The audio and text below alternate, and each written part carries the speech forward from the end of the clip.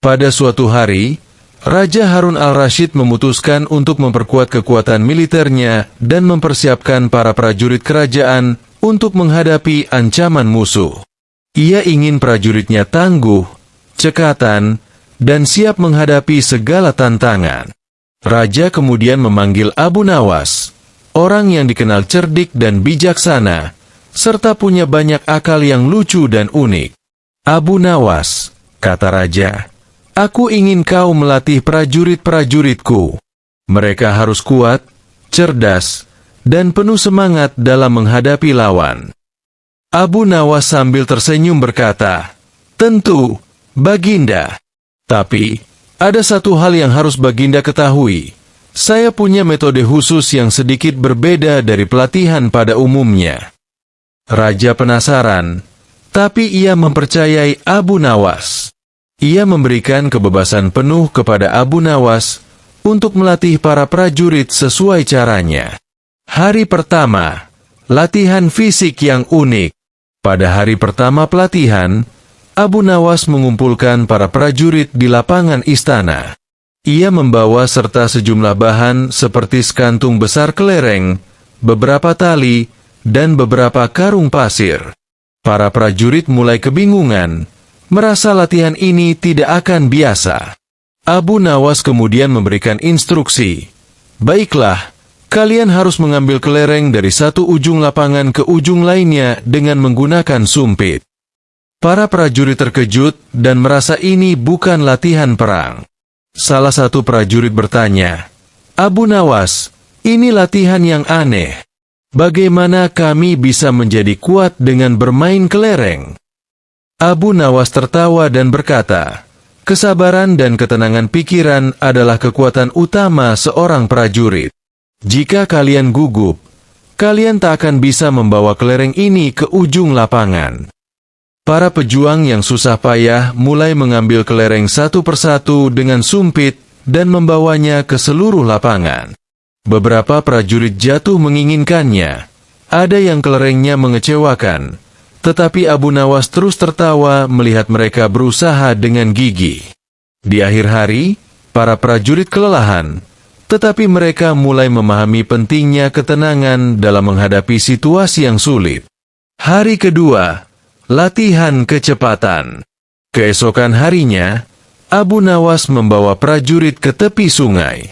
Di sana, ia memberi mereka perintah untuk mengikatkan tali ke batu besar dan menariknya ke hulu sungai. Para prajurit berseru, "Ini latihan yang mustahil, Abu Nawas. Batu ini terlalu berat, arus sungainya deras." Abu Nawas hanya tersenyum. Seorang prajurit tidak pernah menyerah bahkan sebelum mencoba. Ingat, musuh kita adalah orang-orang yang tangguh dan licik. Kita harus kuat secara fisik dan mental. Para prajurit akhirnya mencoba menarik batu dengan seluruh kekuatan mereka. Meskipun awalnya terasa mustahil, secara perlahan mereka mulai menggeser batu itu ke hulu sungai. Mereka belajar bahwa kadang-kadang, usaha yang tampak sia-sia akan memberi pelajaran berharga tentang kerjasama dan kekuatan mental. Hari ketiga, latihan menghadapi rintangan yang tak terduga. Pada hari ketiga, Abu Nawas menyiapkan rintangan yang cukup aneh. Ia membawa sejumlah karung dan dimasukkan ke dalam lumpur. Kemudian, ia menyuruh para prajurit untuk mengangkat karung-karung itu sambil berlari melintasi lumpur yang dalam. Salah satu prajurit berseru, "Abu Nawas, latihan ini sangat kotor. Kenapa kami harus berkubang di lumpur?" Abu Nawas menjawab, "Jika kalian takut kotor, bagaimana mungkin kalian bisa berperang di medan yang penuh lumpur dan rawa? Kalian harus siap menghadapi medan yang tak terduga." Meskipun awalnya enggan, para prajurit akhirnya mengikuti instruksi Abu Nawas. Mereka berlari melintasi lumpur sambil membawa karung-karung itu, dan meskipun kotor, mereka merasakan kepercayaan diri mereka meningkat. Mereka belajar untuk tidak takut kotor atau menghadapi situasi sulit. karena mereka menyadari bahwa kekuatan mental dan ketangguhan adalah bagian penting dalam perang. Hari keempat, latihan kecekatan. Hari berikutnya, Abu Nawas memberi latihan yang paling aneh dari semuanya. Ia menyiapkan beberapa ayam di dalam kandang dan meminta prajurit untuk menangkap ayam-ayam itu dengan tangan kosong. Ayam-ayam itu berlarian ke sana kemari, membuat para prajurit penasaran. Salah satu prajurit kembali bertanya, "Abu Nawas, kami ini prajurit, bukan pemburu ayam. Apa hubungan latihan ini dengan perang?" Abu Nawas menjelaskan dengan tenang, "Ayam-ayam ini melambangkan musuh yang gesit dan cepat. Jika kalian tidak bisa menangkap ayam yang kecil ini, bagaimana kalian bisa menangkap musuh yang tangkas?" Para prajurit berusaha sekuat tenaga menangkap ayam-ayam yang lincah itu, melompat, berlari, dan merangkak ke sana kemari. Ketika akhirnya mereka berhasil menangkap ayam-ayam itu, mereka merasa semakin cekatan dan memiliki refleks yang tajam. Hari kelima, latihan kekuatan mental. Pada hari terakhir, Abu Nawas mengumpulkan para prajurit di sebuah bukit. Di sana, ia memberikan ceramah singkat tentang pentingnya ketenangan dan ketabahan hati. Ia mengajak mereka untuk berdiam diri, bermeditasi, dan menenangkan pikiran mereka. Para prajurit awalnya merasa aneh dengan latihan ini. Namun, seiring berjalannya waktu, mereka mulai merasakan ketenangan dan kekuatan yang lahir dari kedamaian batin. Mereka menyadari bahwa seorang prajurit yang kuat tidak hanya kuat secara fisik, tetapi juga memiliki mental yang tenang dan fokus. Hasil latihan Abu Nawas. Setelah 5 hari penuh tantangan, para prajurit merasa jauh lebih siap. Latihan-latihan Abu Nawas yang unik telah mengubah mereka menjadi lebih kuat, cekatan, dan tangguh. Raja Harun al-Rashid sangat puas dengan hasil pelatihan ini. Ia tidak menyangka bahwa Abu Nawas mampu melatih prajurit-prajuritnya dengan cara yang begitu kreatif namun efektif. "Abu Nawas," kata raja, "kamu memang luar biasa." Para prajurit kini benar-benar siap menghadapi musuh, baik dari kekuatan fisik maupun mental mereka. Abu Nawas hanya tersenyum. "Baginda, setiap medan perang tidak hanya membutuhkan otot, tetapi juga kecerdasan, kesabaran, dan ketenangan. Itulah kekuatan sejati seorang pejuang." Sejak saat itu, para prajurit kerajaan selalu berlatih mengenang kocak dan penuh petualangan bersama Abu Nawas, dan mereka pun siap menghadapi segala tantangan dengan bijaksana. Di suatu hari yang cerah, Abu Nawas sedang duduk-duduk di pasar sambil menikmati suasana. Orang-orang sudah mengenalnya sebagai sosok yang jenaka namun sangat cerdas. Tak lama kemudian, datanglah utusan kerajaan yang menyampaikan pesan bahwa Raja Harun al-Rashid menemukan istana. Abu Nawas pun segera menggali menuju istana, penasaran dengan apa yang akan dilakukan sang raja kali ini. Sesampainya di istana, Raja Harun al-Rashid menyambut Abu Nawas dengan senyum licik di wajahnya.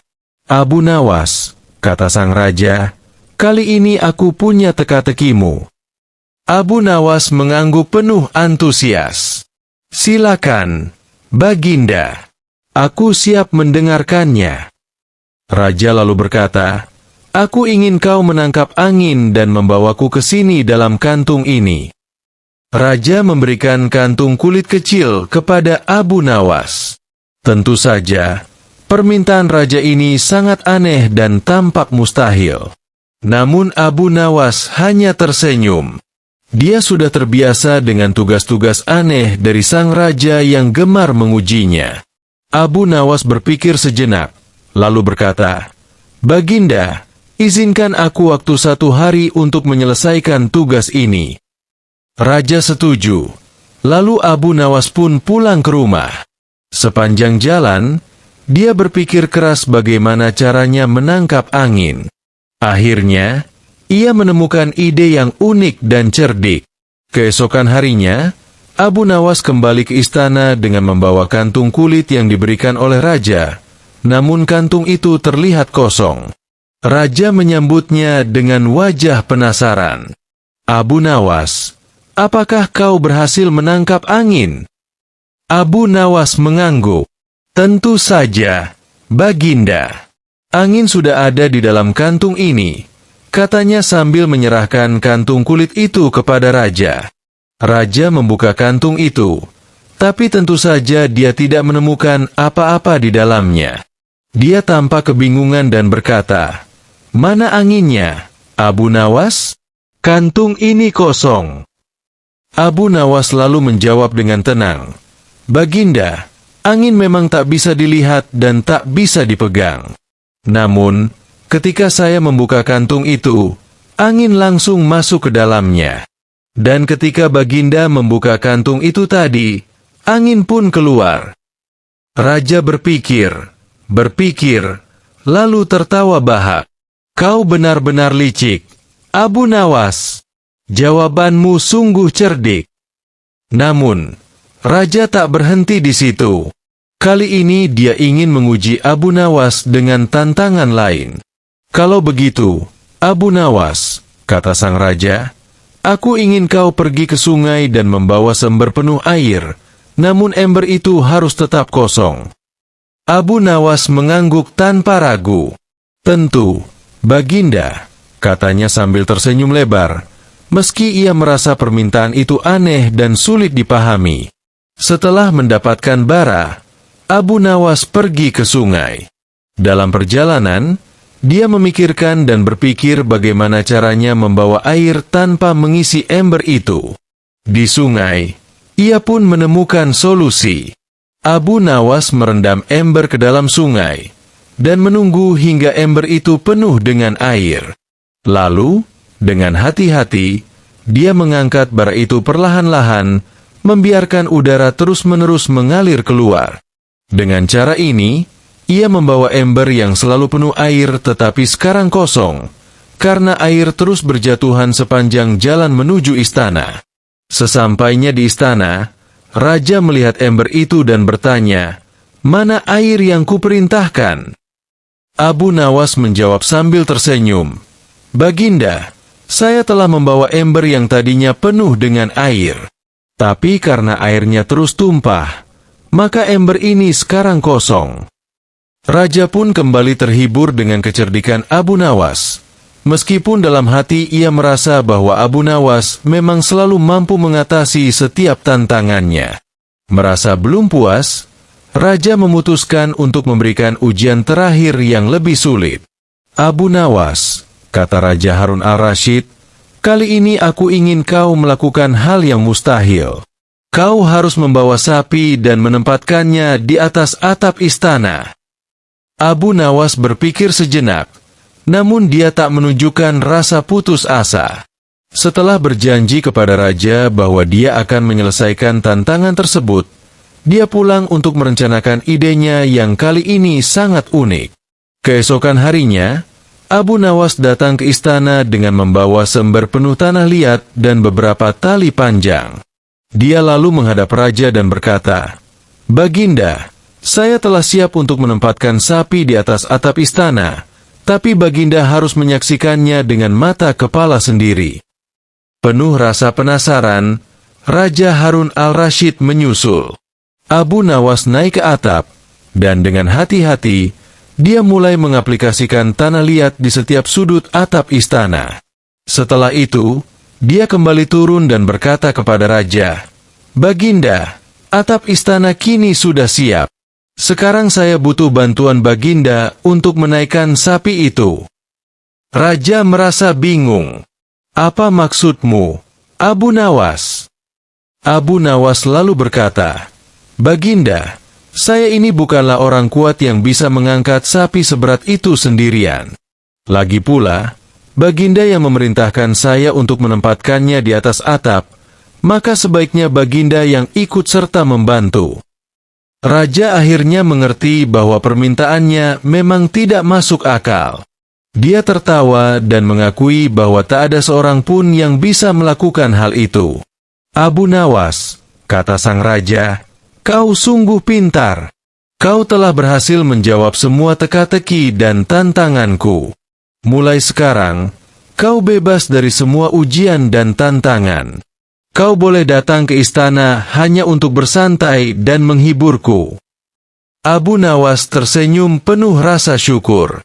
Dengan kecerdikannya, ia berhasil menghadapi semua tantangan yang diberikan oleh Raja Harun al-Rashid dengan bijaksana dan tanpa rasa takut. Sejak hari itu, Raja dan Abu Nawas menjadi sahabat baik yang saling menghormati. Kecerdasan Abu Nawas menjadi legenda yang dikagumi di seluruh kerajaan, dan kisahnya terus diceritakan dari generasi ke generasi sebagai contoh kebijaksanaan, keberanian, dan kelicikan yang cerdas.